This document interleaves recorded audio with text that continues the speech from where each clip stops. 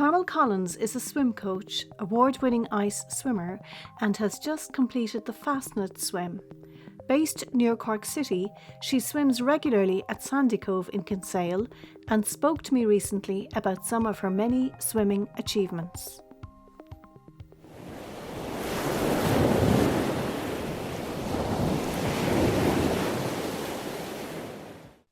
So, Carmel, tell us a little bit about your journey to swimming, and can you remember the first time that you swam or you had a connection with the water?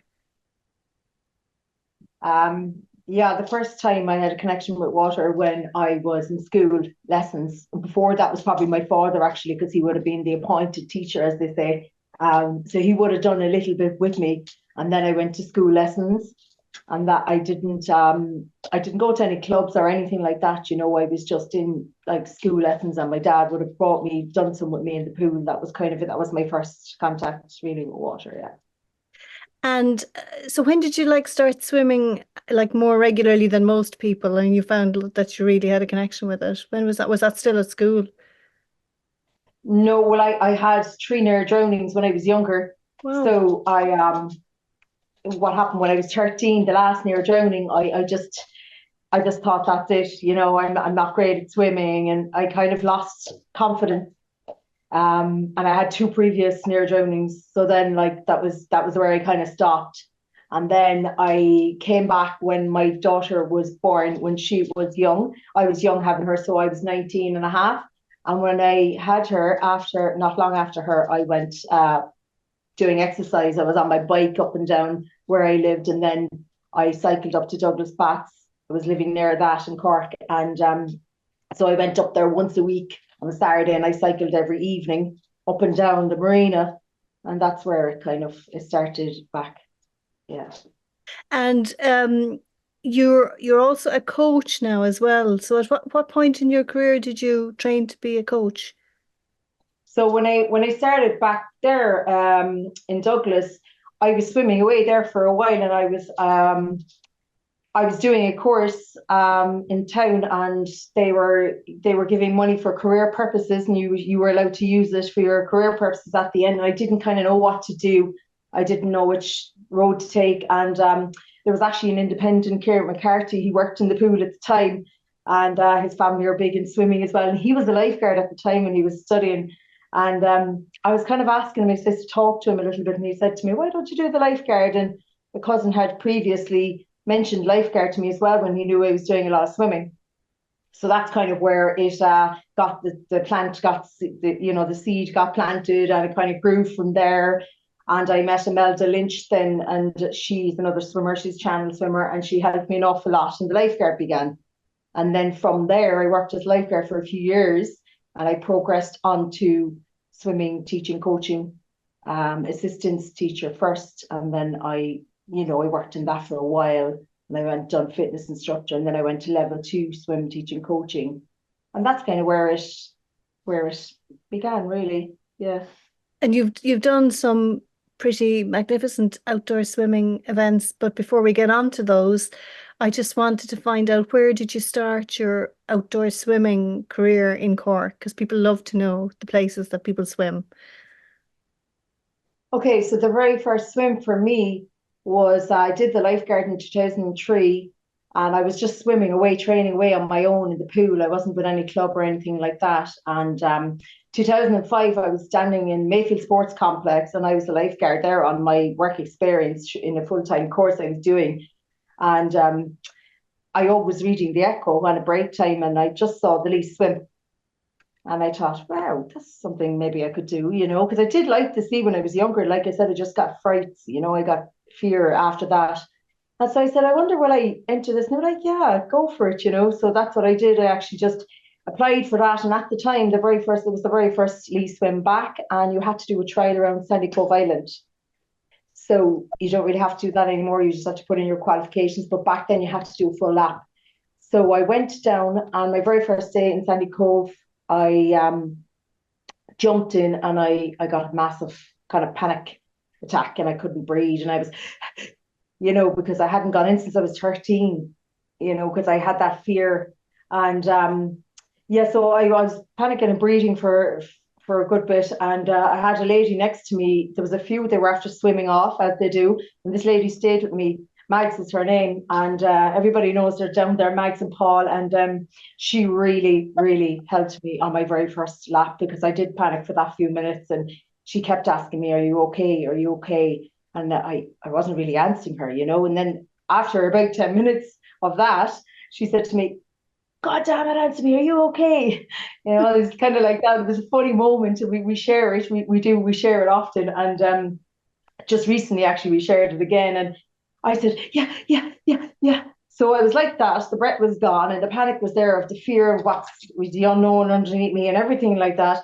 And she stayed with me until that went. And she said, "Look, I will stay with you around the island." She was so good to me, and I don't know would I have ever done it on the very first time if I didn't have her support. And so I went around with her. She'd done what she said she would do. She stayed with me, and I went on my back and my front and my breaststroke all the way around. I couldn't stay in the one stroke because I was, panicky and stuff. So that was my first, and I did the least swim, and I got a medal, bronze medal. I never won anything in my life.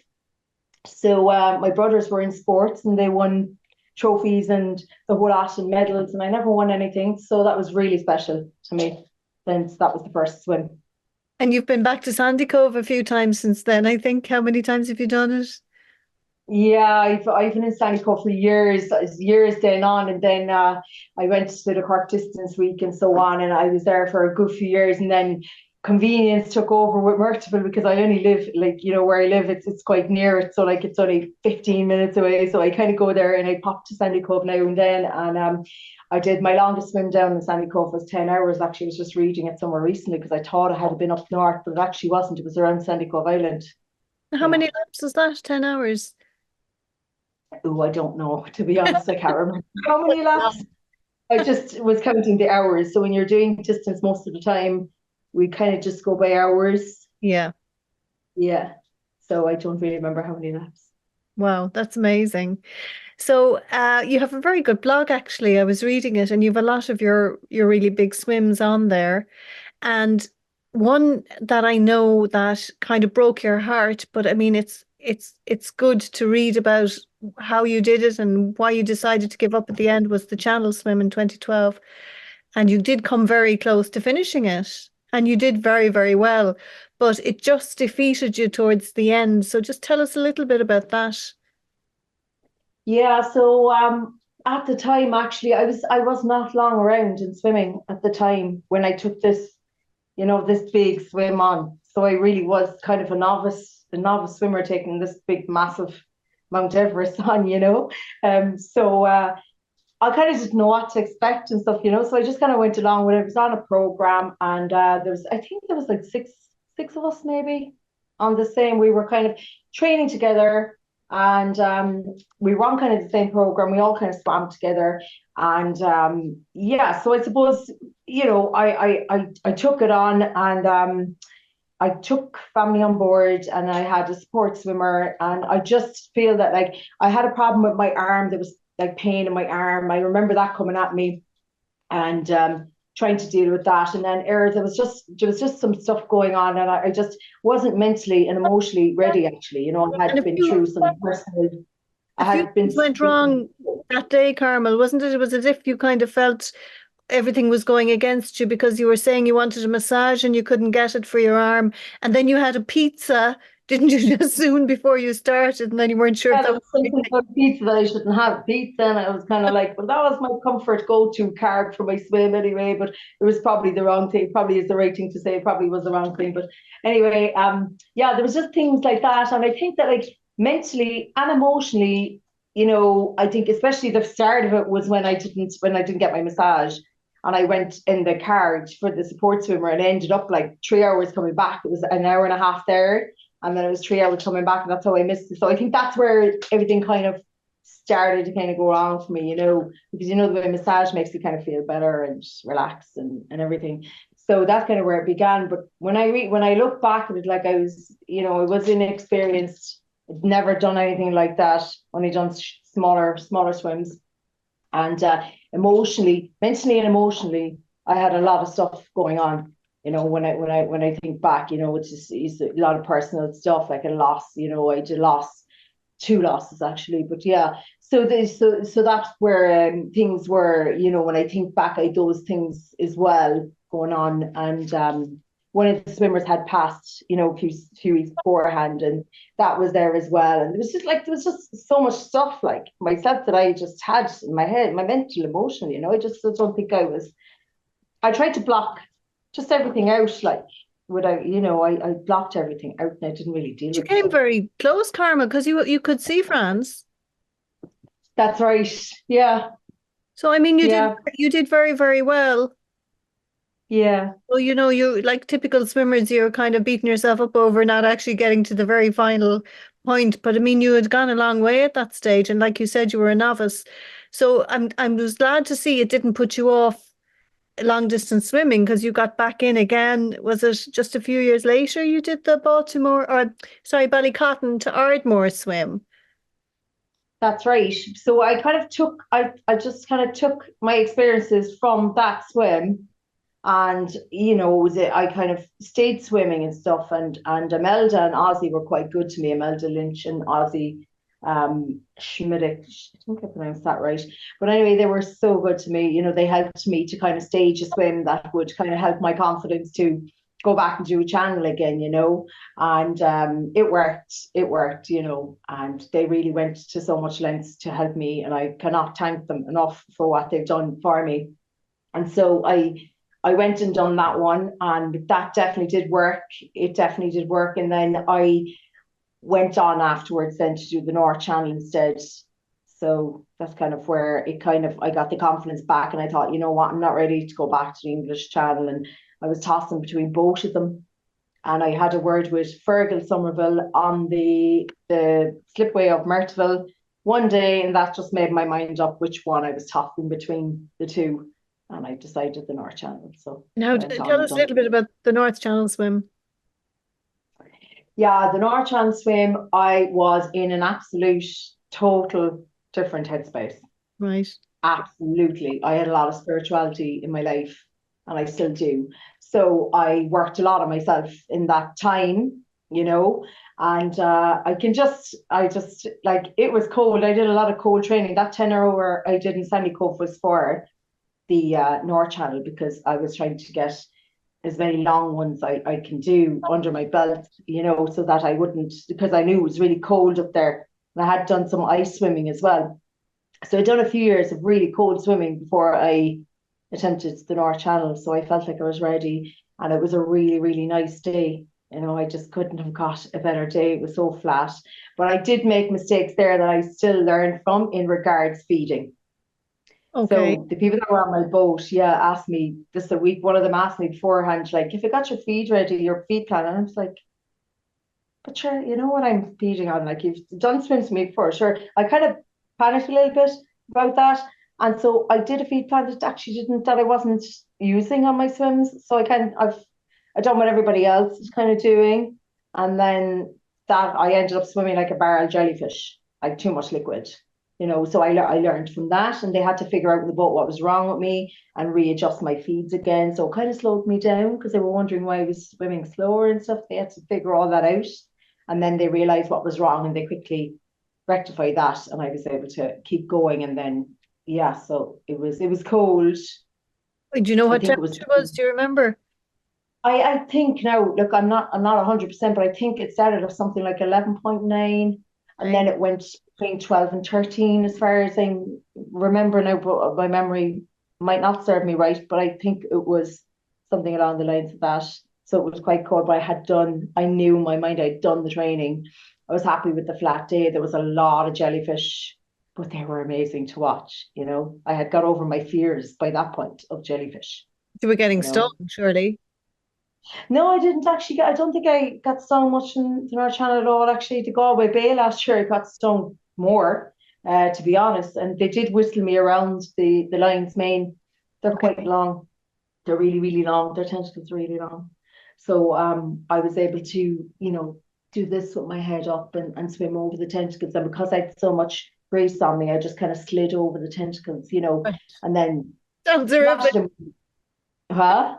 It sounds horrific.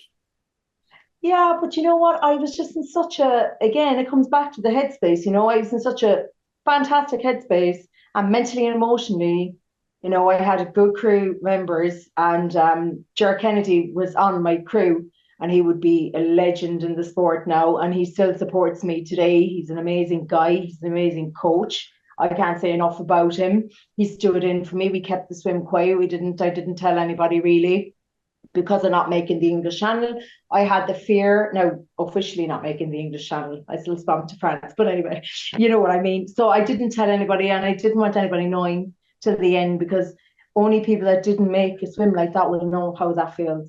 Mm. When people approach you afterwards saying, "Well done," you're like, "But like I didn't finish it," and you just feel like rubbish when people come up asking you all the time, "You did great, well done." You're like, it's hard No, when you because you put just so wanted to finish. much Yeah. energy and money into something like that and to not make it. I came home and I stood in my kitchen after not making it and I just felt a massive loss. Massive loss is how I can describe it, like grief, It was Yeah. just like I lost. But anyway, it wasn't like that in the North Channel, so that was great. And I had Minky Wells turn up there, the Norwegian Dolphins, as they called them up there. But anyway, there was two of them turned up, and they're kind of when you sense them at the beginning that I sensed something big, and whatever way I looked, at one point I just saw something moving really slowly like this, and then I just saw white, black and white, and I did think it was a killer whale at the start. So Wow. I kind of freaked out a little bit, and the boatman was calling me to the boat as well. So I swam in close to the boat, and I did not look back that direction for the rest of the time they were there because I was actually scared, to be honest. But when I look back at the video, it's amazing to think that they were actually so close to me, you know. So it Do was you it was reckon amazing. they were actually accompanying you like on purpose to pardon the pun, but that they knew you were there and they were staying with you? I really don't know. I don't know because they went. I remember like Padraig was the boatman and he was calling out like they're going under the boat. When I look back at the videos now, I kind of reflect a lot when I see them and I think I'm. I can see him going, they're over the boat and he's like, come over to the boat and he's getting worried. And then I'm looking down. I have one video where I'm looking down like this and I'm going, no, that's big. I'm looking this way. Well, no, that's big. You're lying to me. And I was clung to the boat really for that one, I have to say. So I'm a little bit fearful of the minkies, even though another boatman down West Cork here and said to me like they're grand, they're not too bad. And I said that's easy. He said when you're up close, then it's quite different. So yeah.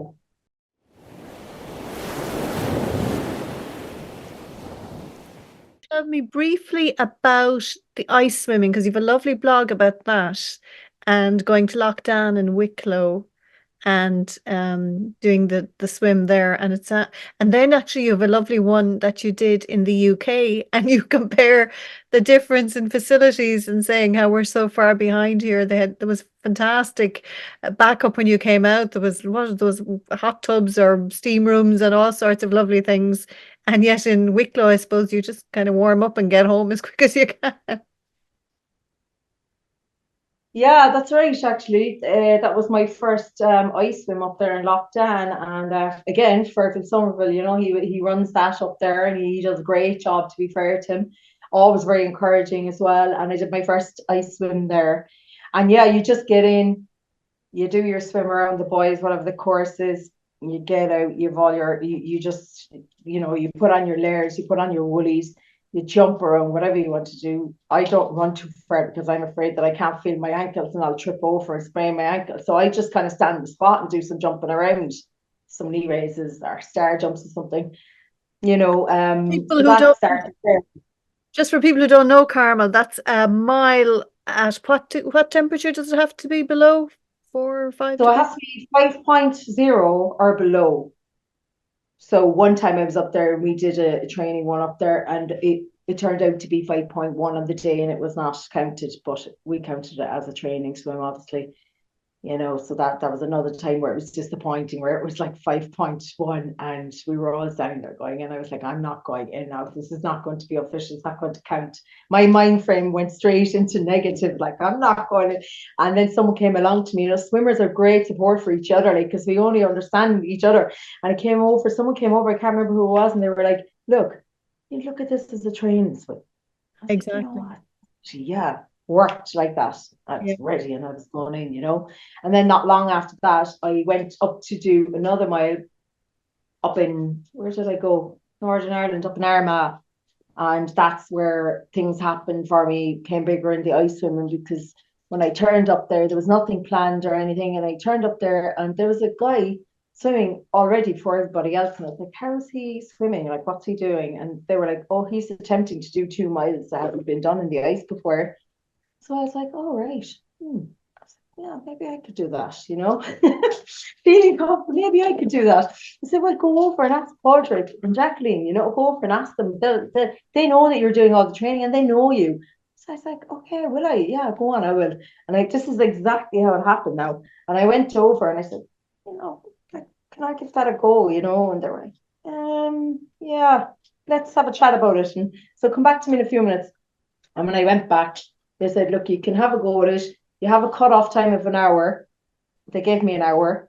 And so this is how it happened. And I just got in and I swam for 57 minutes. And I think it was like, it says it up on the wall there. I think it's 3.2 or something. So it was like 4.5 degrees. So I did 3.2 kilometers in that. And that was it. I'd done it. And I was definitely much colder than usual.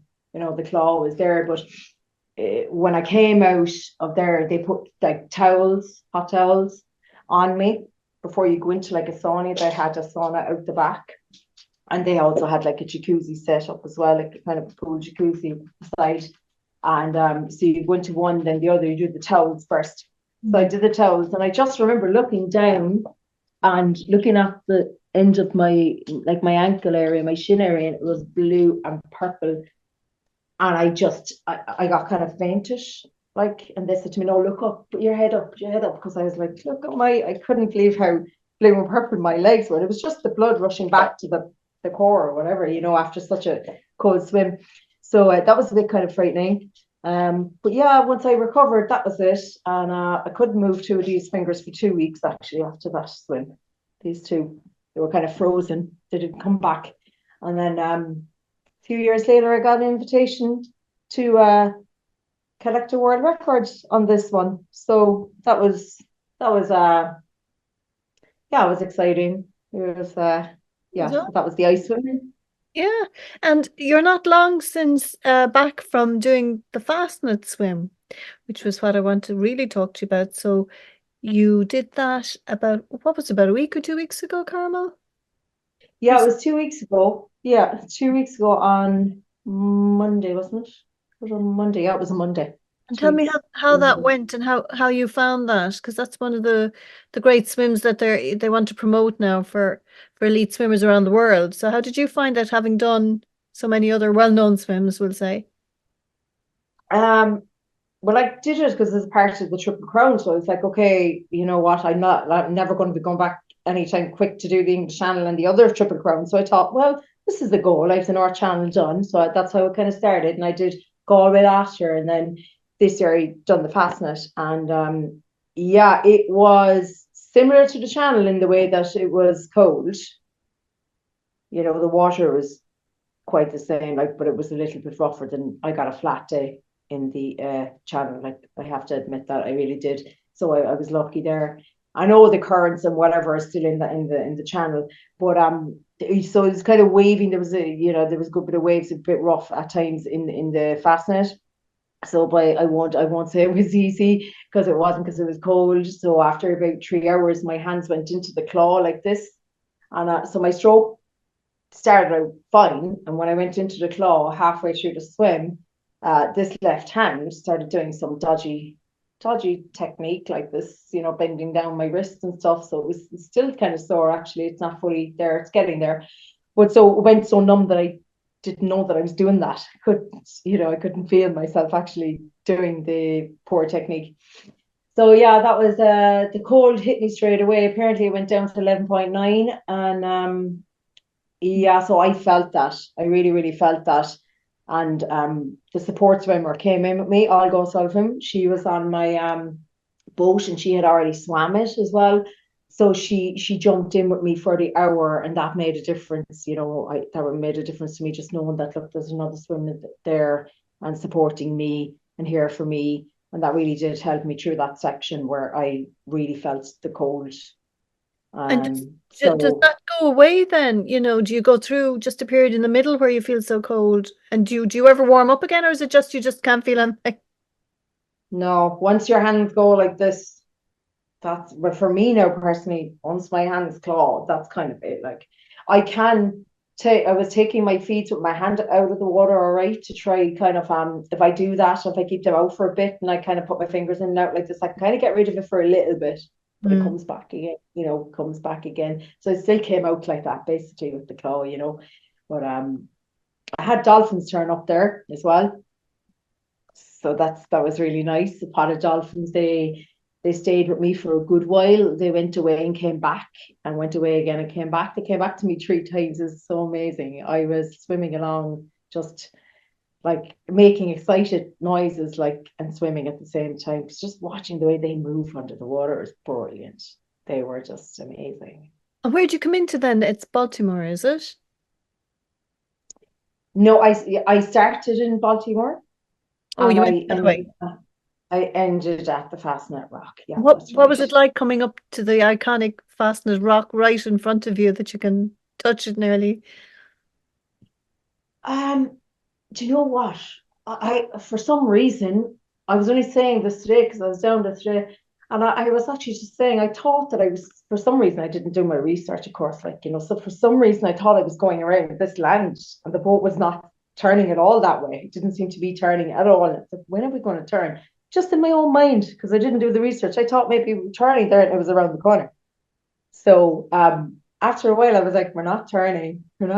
So maybe we're just not going that way. And then whatever way, I just looked, it was wavy at the time. And when I looked up, I just saw it and I said, I wonder, that looks like it. And I asked on my next feed, twice I seen it. So I said, yeah, that must be it.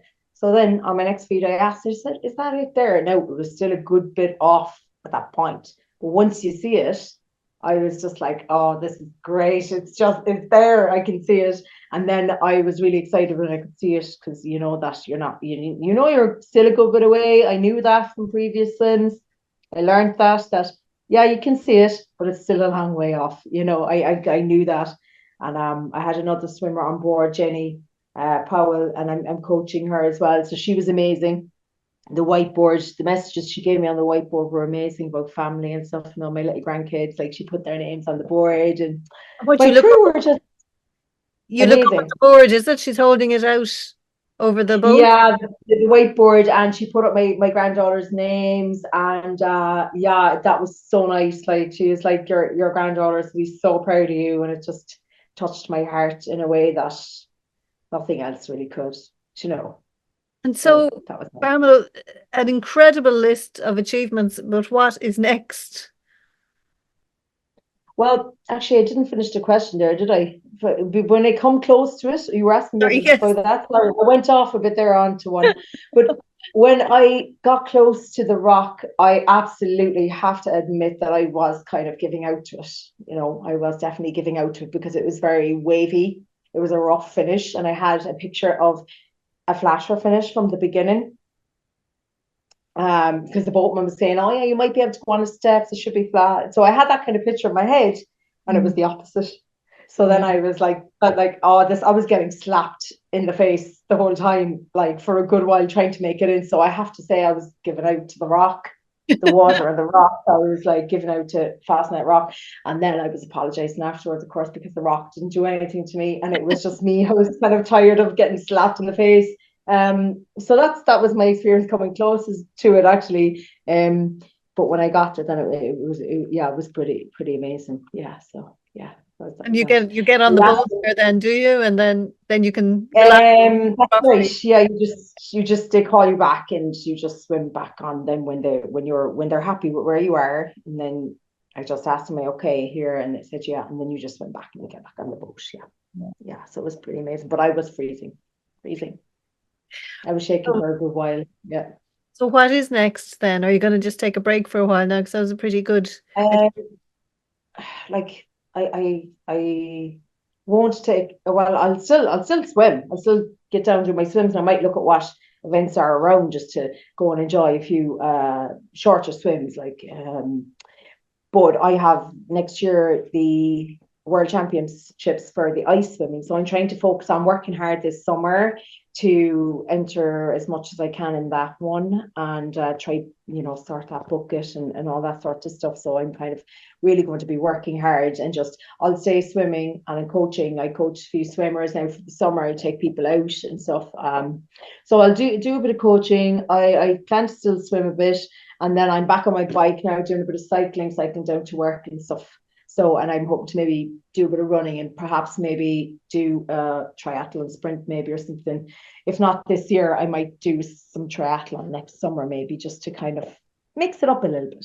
Fantastic. You're one hell of a woman, Carmen. It's amazing. I don't think you realize your achievements at all. You seem very blasé about them, but they're absolutely amazing. And just give us the name of your blog again if anybody wants to read those stories about some of those swims.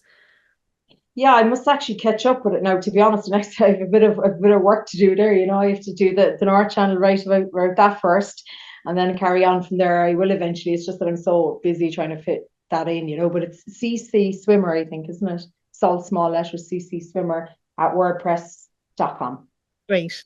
Listen, thank you I so have a lot much. of catching up. Thank you so much for joining us today, Carmen. I do recommend the blog. It doesn't matter when you've swam it because swimmers just love reading about swims. So I would recommend it to anyone. You really feel like you're right there beside you when you read them. It's fantastic. So best of luck with whatever the next big one is, and we'll talk to you soon, hopefully. Okay, great. Thank you, Siobhán. Thank you for giving me your time.